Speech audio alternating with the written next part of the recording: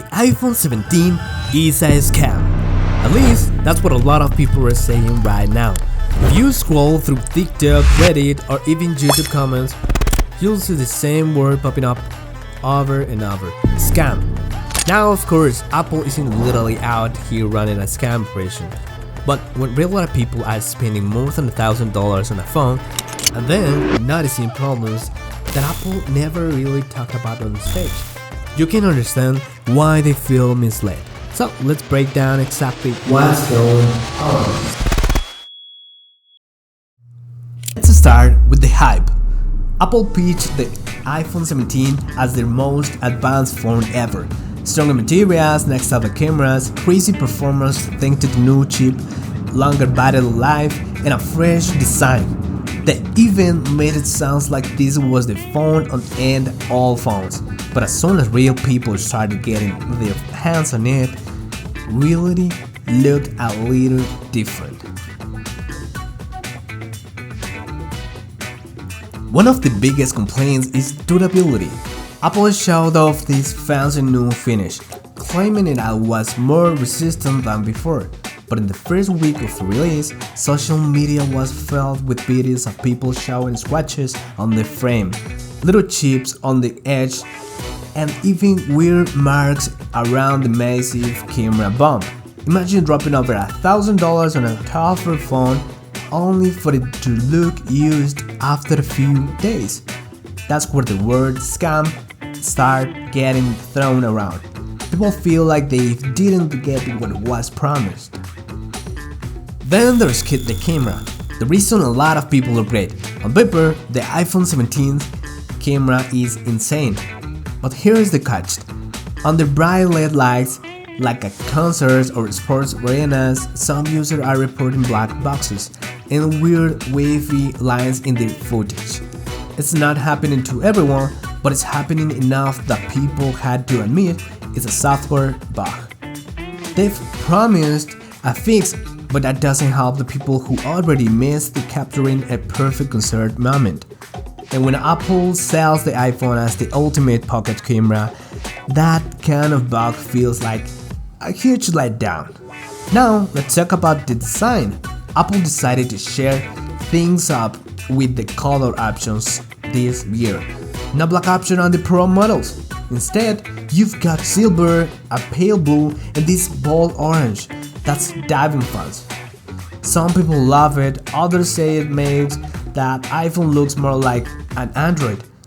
And for the folks who just wanted a simple black iPhone, yeah, there's kind of annoyed.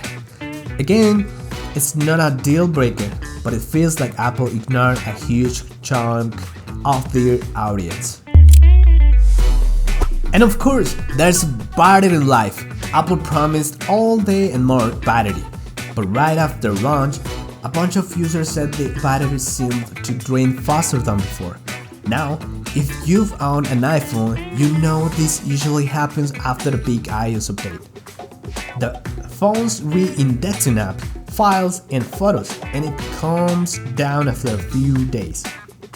But still, first impression matters, and it doesn't look good when your brand new phone can't make it through the day without a recharge. And here's the iconic part: the iPhone 17 hype has also followed actual scams, fake Apple websites, shady pre-order links, free iPhone giveaways. They've been everywhere. Some people lost hundreds of dollars to make pre-order sites. Obviously, this isn't Apple's fault, but it does show how the hype machine around a new iPhone can be dangerous if you are not careful. So yeah, if you were thinking about buying one, please stick to the official Apple stores or verified retailers. So, let's step back for a second.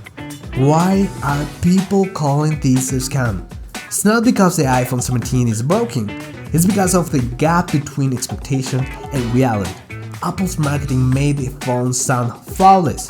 The strongest build ever, the best cameras ever, the longest battery ever, but then users start reporting scratches, camera glitches, weird design choices, and underwhelming battery. That disconnect makes people feel like they were sold something that doesn't quite exist. To be fair, Apple isn't ignoring these complaints. They've already said they're working on fix for camera bug. The battery issue usually balances out after a week or two, and as for design choices, well, that's just Apple being Apple. They like making bold moves, and sometimes people just don't back with them. But even Apple fixes some of these issues, the damage is already done. Because once people start using the word scam, it spreads like wildfire online.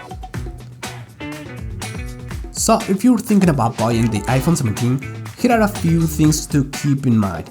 Number 1, get a case on day 1. Seriously, don't risk it. Number 2, if you care about filming concerts or events, test the camera under those conditions before you commit.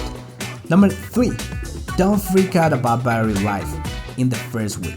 Give the phone a little time to adjust. And number 4, please don't fall for fake deals or sketchy websites.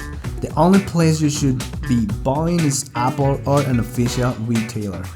So, is the iPhone 17 really a scam? Honestly, no, it's still one of the most advanced phones out there, and for a lot of people, it'll work just fine. But does it feel like Apple oversold it? Yeah, in some ways it does. The gap between the hype and the reality is why people are upset. And when you're paying this much money, those little disappointments feel a lot bigger. And at the end of the day, it comes down to this. Do you care about the flaws enough to skip it? Or do the strengths still make it worth it for you? Let me know what you think in the comments. Are these issues overblown? Or is Apple getting too comfortable with overhyping the products?